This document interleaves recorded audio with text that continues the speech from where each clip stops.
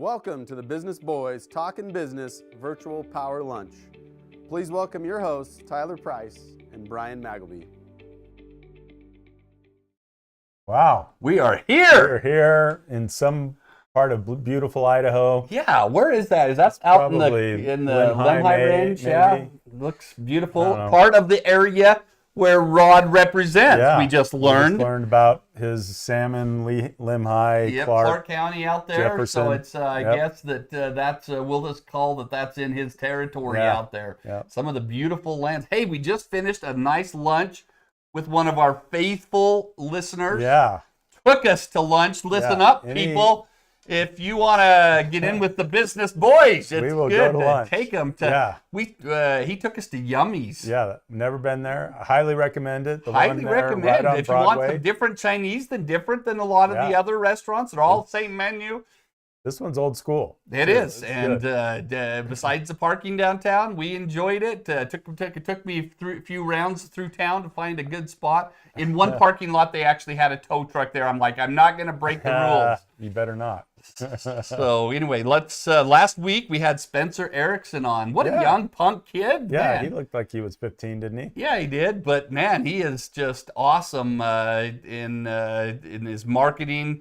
Son of Eric Design. The guy is, I call him the branding guru, the branding marketing genius. The guy has done some really good work. Some companies just can't say enough about the work that Spencer does. So definitely, if you're in the need of branding or logos or anything like that, we would recommend giving highly recommend it. A shout. So, and he's about 3 doors down here from where our recording studio is. Right. So he had a long walk of about 50 feet down to our show last week. So great. And it was his birthday. And it was his birthday. To spend his birthday here with us, we appreciated that. So let's talk about some sponsors. How about BBSI, man? They do great things. If you are in need of any HR, hiring, payroll, looking at the business, exit strategies, I mean, there's a lot that they're offering there at BBSI. That's all I can say. They showed up at my office this morning to meet with a client, and it was absolutely great. Those guys are just awesome, BBSI.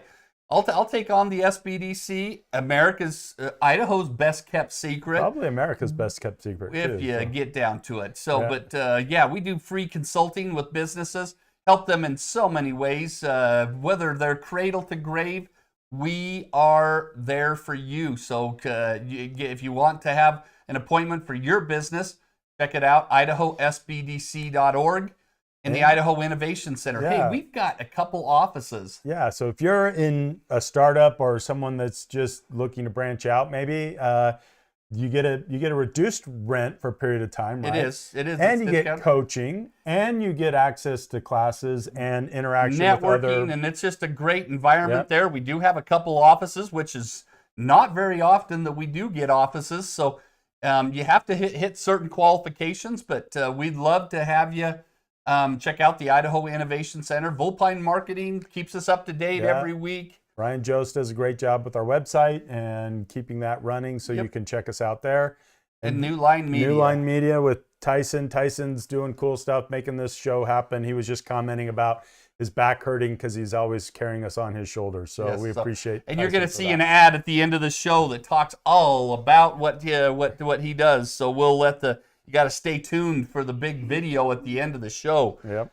So great. We're excited for today's show. We've got Rod Furness. He's a state representative from District 35, right? 31. Yeah.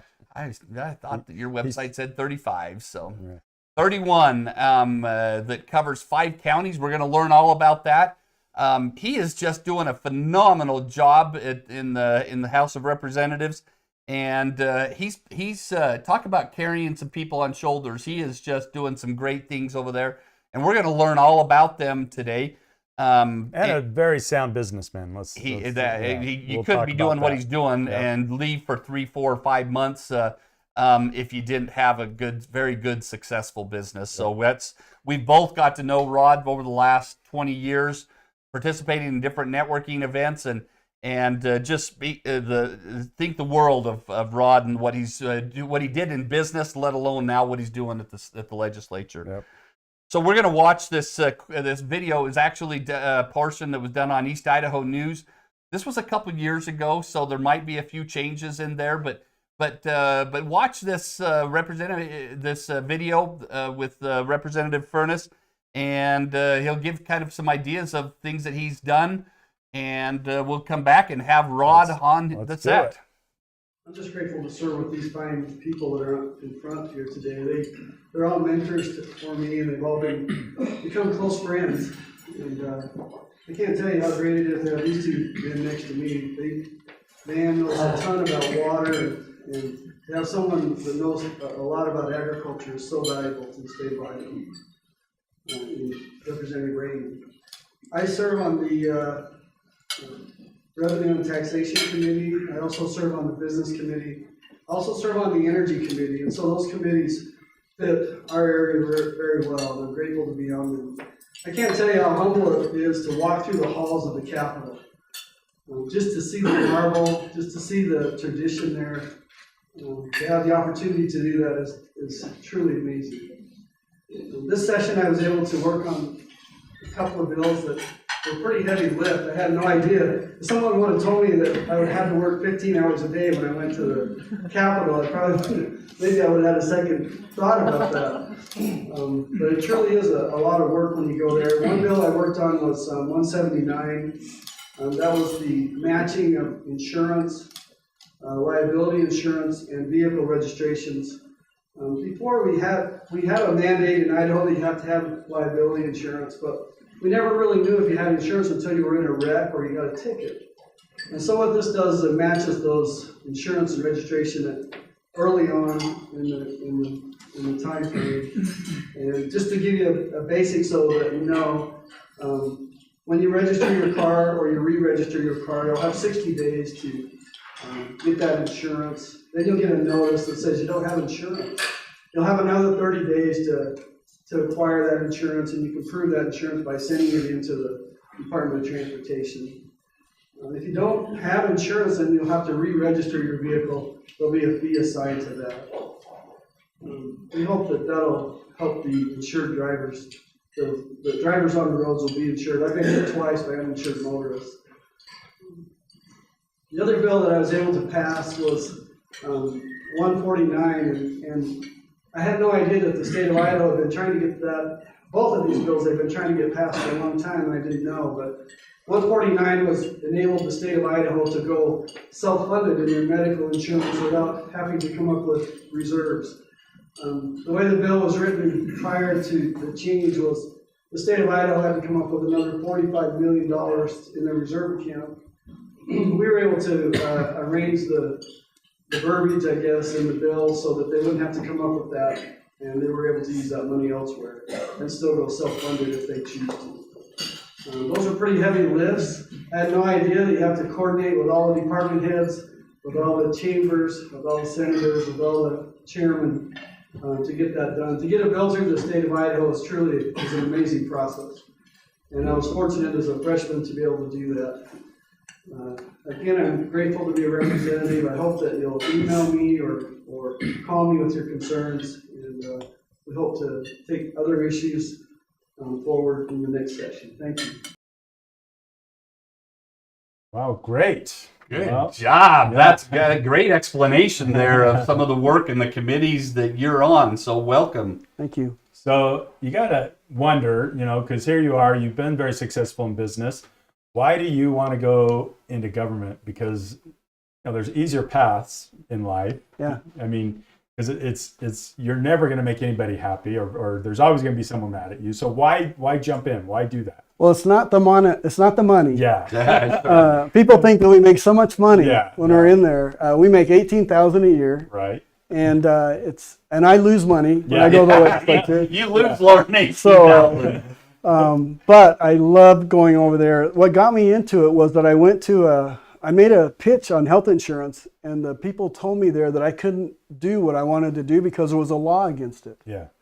And I went, that's the ridiculous law. And they said, well, if you want to do something about it, you should run for the legislature. I go, well, that's not a bad idea. Challenge and I got involved with my local precincts. I became a precinct chairman or a precinct committeeman.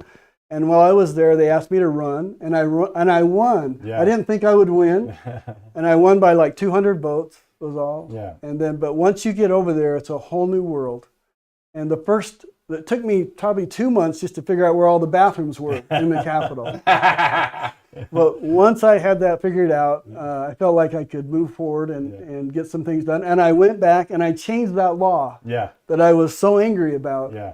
That I just didn't think it was right. Yeah. And so that, that's a message to constituents, that if you really see a law that's not right, and my candidacy is all about doing the right thing. Right. It might not be the most popular thing, but it's about doing the right thing. Yeah. Yeah, so and I wanted to speak to that.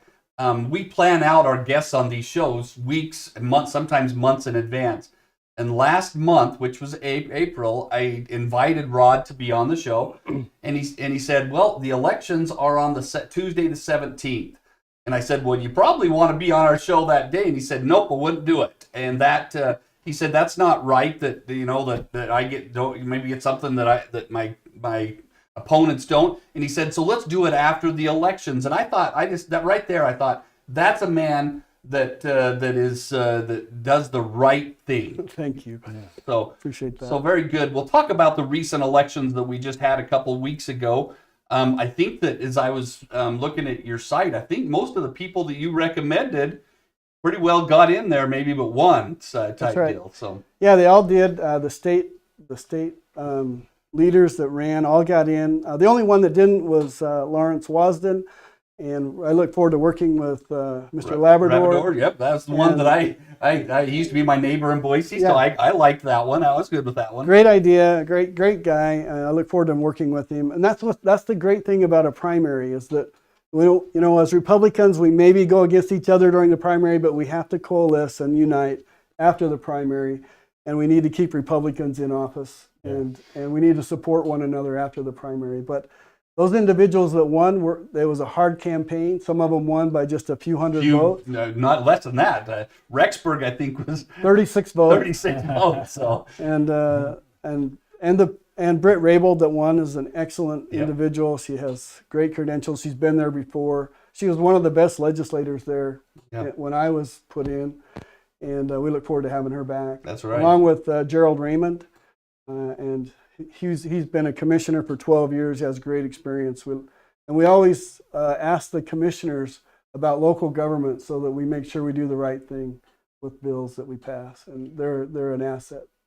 So you've been there. This will be your second go round. Third go round, and you've been pretty active because I kind of asked that, or we kind of asked that. It's like, well, what I know one thing that you did was uninsured drivers. It's a little harder for them to be driving around, and I appreciate that because I got ran over by an uninsured driver in my classic car that was totaled, and there were zero repercussions that. And my son was also taken out. And it's anyway. That was House Bill 179. They'd been working on that for about 10 years. Yeah. They asked me to champion that, and I went in and met with ITD. How could we make this better? Yeah. As we did that together, we came up with some ideas. It's not the best bill in the world, but what it did is it made it that you had to show insurance 3 months after you get a new car, that you at least had to have insurance then. Yeah. And we were able to go in electronically and match the VIN numbers at the state versus new vehicles coming on with insurance. Yeah. And we were able to do that. Yeah. But the result was what's important. And I just got a report from ITD on this the other day, that the tickets they give for uninsured motorists, and of course, if you ever get pulled over, it's a warning, then a ticket. We were giving out 11,000 tickets a year in uninsured motorists. We're now down to 5,500. Yeah. So the bill has had an effect. Good. If you don't have insurance, you get a letter, and it tells you better get insurance. Yeah. No, because that happened before that bill, and I just remember thinking, okay, so just being irresponsible is the way to go through life, apparently. Apparently. Anyway, and so, but it's hard work because a lot of people will say, oh, you government people, and sometimes I'm one of those people. Just so you know, Sure, Rod. me too. We could talk. Right? Yeah, I mean, there was a time where you were doing something, and I didn't get after you personally, but I made a point about how I felt, and you were very kind about listening to my point. I will go talk to the governor about Yeah, that. yeah. I think's how he worded it. So But when you look at the national level, they have a whole office there working for them. Yeah. And honestly, those young kids run the country, typically, not our senators. The bureaucrats. Yep. Yeah. Yeah. But tell me about your office, right? You don't necessarily have people there. You know, I don't even have a door in my office. I have a shower curtain that goes across my door. Nice. But I can tell you a little bit about the process, and it's amazing. And Idaho maybe has the best process that's out there. I may have a constituent may come to me with an idea, or I may have an idea on how to fix something. I then take that idea, I write down as much as I can about it. I then take it to an attorney. We have 13 attorneys that work for us, and they specialize in different areas of the law. They then write that in legalese. We then call that an RS. Mm-hmm. And we ask the chairman if they will hear that. And if it's good enough, the chairman let us. Sometimes the chairman say, no, we're not going to hear that.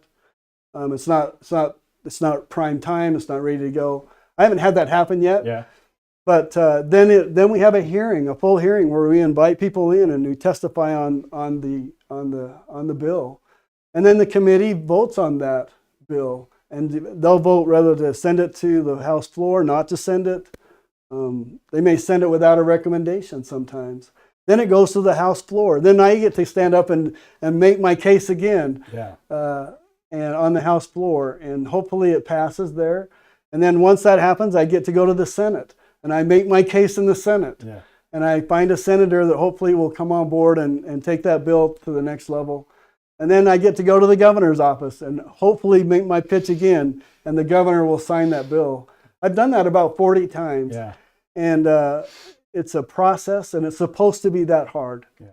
But then during that time, you also have to talk to all the representatives, tell them about your bill, sometimes individually. Yeah. You have to talk to all the senators, sometimes individually, and tell them what the bill is. So every time you have a bill, it's a lot of work to get that through. There's no sneaking anything in necessarily, right? We have people say, well, you're not being transparent. No. Yeah. All of our debates are recorded. All of our floor debates are recorded. There's complete transparency. Yeah. Well, we'll kind of tell us about your history. You've been very successful in your insurance business. Talk to us about what were some of the reasons that made you successful in business? I was a banker for 1 year. I come out of college, was a banker for 1 year, and then I had an opportunity. Well, the thing I didn't like about the bank is they limited me on who I could contact. I couldn't call someone and see if they wanted a loan. The insurance business gave me the opportunity to broaden my horizons and to meet new people and to be on the phone, I guess, and contact people. And so consequently, with that opportunity of unlimited income and also no income, because I was straight commission. But the first year in sales, I doubled what I was making at the bank, which wasn't very much at that time. But it was really an opportunity for me to see who I was. And the first year I went out, I promised my wife I would wean myself off of working nights. But the first year I worked 4 nights a week. The next year I worked 3 nights a week. The next year I worked 2 nights a week. And I was 1 night a week for probably 10 years. And then I went no nights a week after that. But I was totally dedicated during those times to fight to see people, to meet as many people as I could and tell them about my story, about how I can help them with their insurance or their financial planning or their estate planning or their business continuation planning, which is where we've landed now. Today I do a lot of business continuation planning. How do you transition a business from father to son or from your business to a purchaser? And how do we want to make that look? And the reason I get involved is because if someone passes away during that time, we want to make sure that the family's made whole. And so they purchase life insurance for that. But I can tell you the background behind that, it sounds really easy. There's a lot of information in between those dashes. Yeah. I used to count my dials to see if every day, that would be my inventory. I would count my reaches. How many people did I reach? And how many appointments did I get from those reaches? And I could tell that's what successful people do. Listen up, listeners, if you don't do that. And I could tell from my ratios if my language was wrong. And so then I would adjust my language And of course I worked for a company, Northwestern Mutual Life, and they had red letter language that was supposed to be, but it wasn't Idahoan, Yeah. right? So you have to adapt to your marketplace and you have to make it Idahoan. And when I did that, I started to become successful, and I started making a lot of appointments. And then I would also count what we called fact finders. When I would sit down with you and I would find out how much you loved your wife, how much you loved your children, how much you didn't love debt, and where you wanted to be in life. And sometimes I knew more about that person's what their desires and wishes were than their family did. Yeah. And so those relationships today are really special for me when I see people. And you still have that? You're still working it, and you have some family helping you, I know. Yeah, as I did those fact finders, I would ask them, what about your health insurance, or what about your investments? And so as marketplaces do, you morph into a new marketplace. I morphed into health insurance, and I morphed into financial planning. And as we went into health insurance, we began to do bigger and bigger companies. And today, part of our business that my son-in-law runs is more of a self-funded business, where we do self-funded plans, where we design all the premiums, we design all the benefits, we design all the wellness for those benefits. Because if I can stop you from having a heart attack, I can save that company $500,000. Yeah. So we try to do wellness and all that kind of stuff, and that niche has paid off very well. Yeah. Very good. No, I think that's great. And I think when you're speaking to business, I mean, it smells a lot like work, right? But more than just the work, you had what a lot of people call key performance indicators, right? That these are the things, these number of calls, these number of people I talked to, these number of touches, these number of fact finders, and then it would produce what you were looking for, right? We didn't even keep track of our lunches, because I knew I was more productive at lunch. Mostly, I had to watch my waistline, but if I could take someone to lunch, that was the key indicator of someone that maybe would buy from me. Yeah. And so we would keep track of lunches as well. Yeah. And then of course we would keep track of closes. I couldn't control how much people would buy, but I could control my activity. Right. And so as I controlled my activity, I knew my numbers were about 10-3-1. 10 suspects, I would get 3 fact finders, and I would sell one. And then 6 months later, I would sell another one of those fact finders. Right. They were my inventory. Yeah. People were my inventory. Wow. Yeah. And I would keep track of those numbers, and I would go back and sell them later. If you are in that type of a business, I encourage you to take some good notes there, because that's what is the keys to success in doing. So let's talk about some of the bills that you've helped get through, and then some things, and I'm going to set you up for a big, long answer here. What do we have to look forward this coming year? Okay. 2 bills I'll talk about briefly. There were more that I brought this year, but 2 that were really important.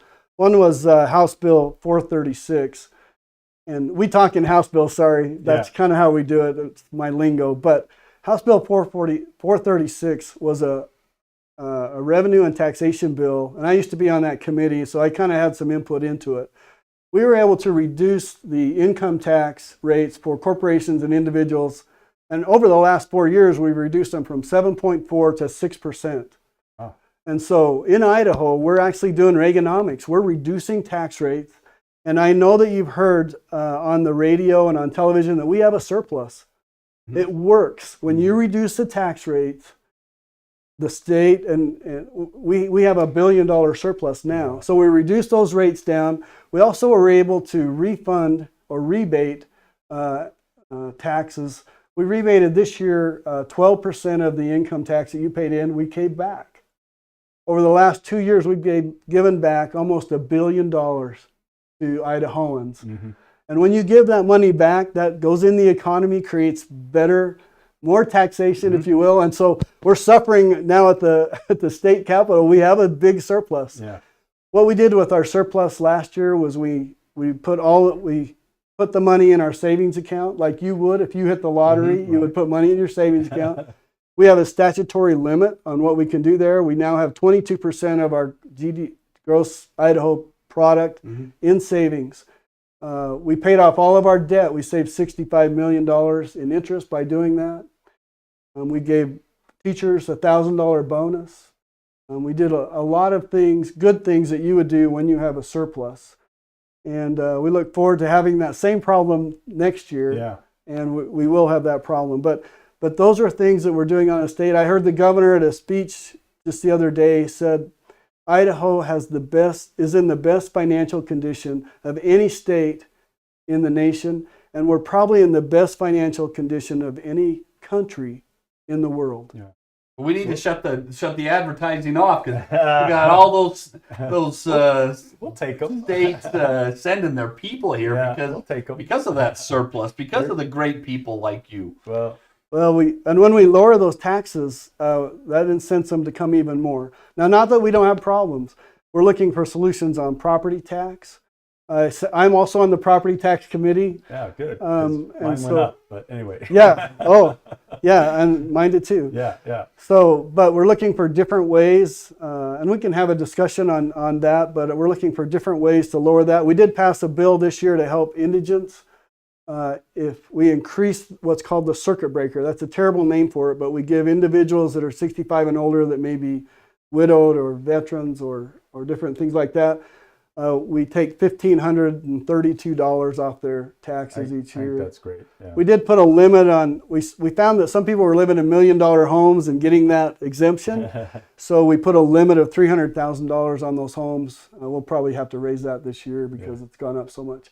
But we are looking at ways for people to save money there. Yeah. But we are looking for property tax solution. The last thing we want is for someone to be taxed out of their home. Right. And especially if they've lived like in Island Park for 30 years and now their taxes are more than their mortgage ever was, Yeah. right? So we're looking for different ways to do that. Yeah. Well, no, and I think it's a tough road to go because there is expenses in people coming here that the state has taken on. I mean, in cities, right? With and I don't love paying taxes, but at the same time, I do like police, I do like firemen, I do like roads, I do all the things that can come from that. So anyway, but I can tell you in Idaho, we look at those taxes, and that money is sacred in Idaho. Mm-hmm. We have a joint finance committee. I'm trying to be on that committee this year, where they do the appropriations. I can tell you there are 20 people on that committee, and there's I think 100 agencies, and they take each agency and they go through those agencies. They call the director. They say, do you really need this? Do you really need that? And they go through those budgets and they verify those budgets. And we have a great system. This year, the Idaho State Police wanted a new helicopter. Yeah. We didn't approve it because they could get one. They could rent one cheaper than they could buy one. yeah. So I mean, they may get it someday, but that's the kind of stuff we watch out for, and that's why we have a surplus. I think that's great. And I do, when you, I guess some people look at, oh, you're just helping big business or you're helping business at all. But as a business owner, when I have extra money that's there, I don't put it in my pocket typically. I look to reinvest to make my business stronger, whether that's through technology or personnel or whatever it might be. So it just trickles back in, as you kind of mentioned, the Reagan economics of it all. It's like, if you don't tax them so much, there'll actually be more money. Yeah, great concept. And I appreciate you saying that because I'm the vice chair of business, and we look at those regulations and try to lower those barriers down so you can get into business better. Mm-hmm. And I can tell you that we've eliminated, I think it's tens of thousands of pages of regulations in the last 4 years that we've been there. And we approve those regulations in the committee, and we look for ways for business to continue to do business in Idaho. And even though sometimes it may seem onerous, it's more onerous somewhere else to do business. Idaho does a good job. Yeah, I want to commend you on being what I would call a heavy lifter over there in Boise. I know of some people that that have been and served over there, and they are on a lot of the committees, but they don't do a lot of heavy lifting. And everything that I've heard from you on the committees that you're on, you do your big portion of heavy lifting. So I appreciate that. We did have one bill this year. I wanted to go over that. It was probably the biggest lift I've ever had. I worked on a bill for 4 years. Tried to bring it every year, but it just wasn't ready for prime time. And not that the chairman wouldn't hear it, we just didn't have the data yet. This year we were able to bring House Bill 443, and what that bill did was it gave the opportunity for superintendents to bring their school districts' health insurance plans onto the state employee plan. We found out that by gathering the data that a lot of districts pay for their teachers, but their families have to pay anywhere from $1,100 to $1,900 a month for a $4,000 or a $5,000 deductible. And when they do that, their families aren't eligible to go to the exchange and get an individual policy because they're offered insurance where they work.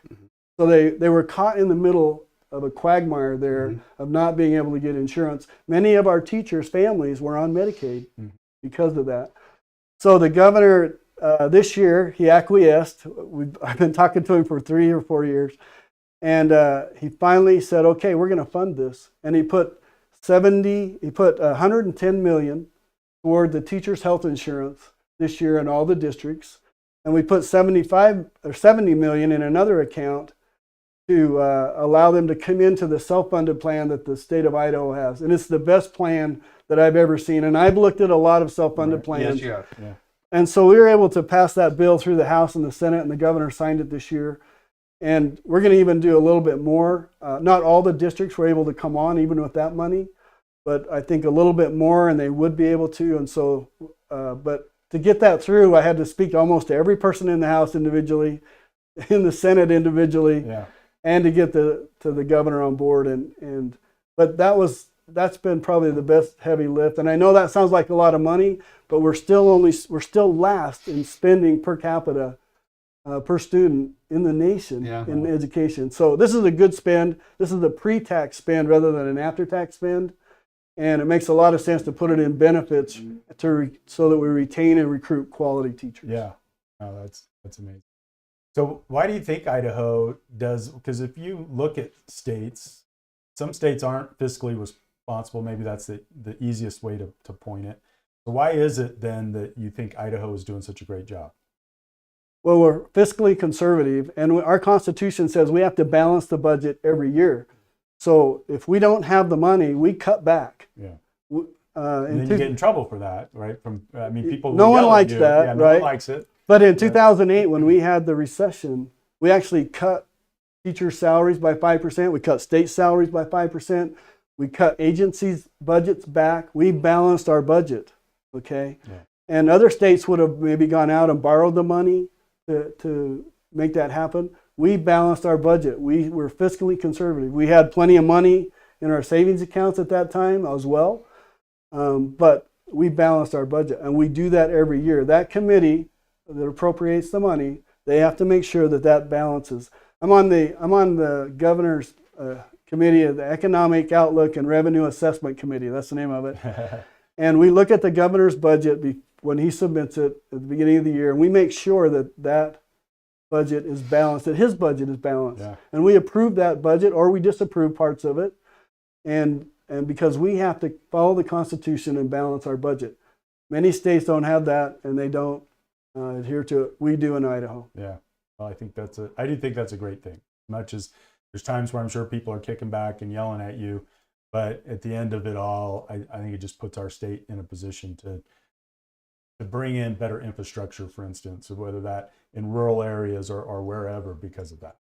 We did have I'm glad you mentioned rural areas. We did get a bunch of ARPA money this year. Mm-hmm. ARPA money was money from the COVID that came to the state of Idaho. We didn't want that money. We wouldn't have ever wanted to burden the federal government with that money.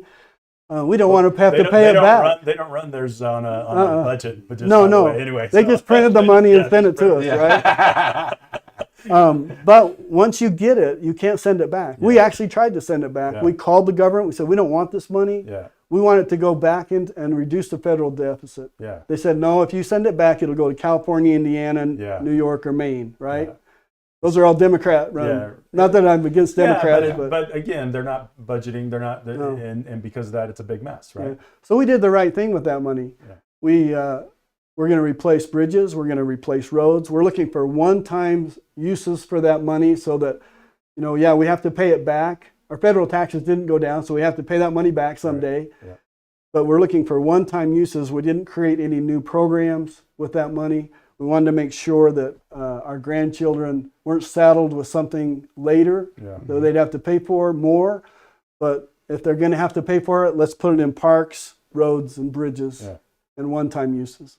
Wow, very good. So many cities receive money for sewers, for water systems. Idaho got an upgrade with that money. We'll take it. Yeah, we'll take it. We had a bunch of people move here, so we gotta we make gotta sure do we it. have the infrastructure to handle it too. So That's right. Yeah. Well, good. Well, we commend you for the lifting that you're doing on all of our behalfs. I live in Jefferson County, so had the opportunity to put my vote in, and it's great to the work that you're doing. We commend you for your success in business, in life, and just everything. I can't speak enough of Rod Furness and the work that you're doing. So, is there anything else that you want the people, the business community out there to know? That's dealing with the House legislature? Well, not only that, but in business, I just want to encourage anyone that wants to go into the insurance business to know that if they work hard and they fight to see people, that they can honestly make a really good living. It takes about 5 years in the insurance business, but I can tell you that the time I spent the first 5 years, I worked real hard. But after that, I was able to take time off. I coached all my kids. I went to all their events. I never missed a game. And so the insurance business does give you a lot of freedoms if you'll work it and work it hard and keep your numbers, right? Yeah. As far as the legislature goes, I look forward to doing hard things. I'm there to do hard things. That's why I went. I'm there to do the right thing. And as long as I can be effective and efficient, I'm going to stay in the legislature, as long as the people will let me do it. But I can tell you that I love making a difference. We've been able to change lives in the legislature. I've been able to pass some bills that really affected businesses, and it's gratifying to do that. I know that there are some people out there that don't like the way I do bills, or that I've allowed the teachers to spend money. There's some people that just don't want government at all. Yeah. And I can't make everyone happy, but I know the right thing to do, and that's what I'm going to keep doing. Yeah. Well, awesome. We appreciate that, and we wish you the best. Thank you for your service to the state, and we wish you continued success in business, life, and everything else. Thank you kindly. So end with this quote that you gave us. Fight to see the people. Tell us about that. Yeah. I when I was first in the business, I had a manager that said, you need to fight harder to see people. And I'd never thought of it that way, And so I thought, well, I've got to figure out a way to handle the rejection and still, try to see people. And as I did that, I had a thing that I did. I put 10 beans in my pocket.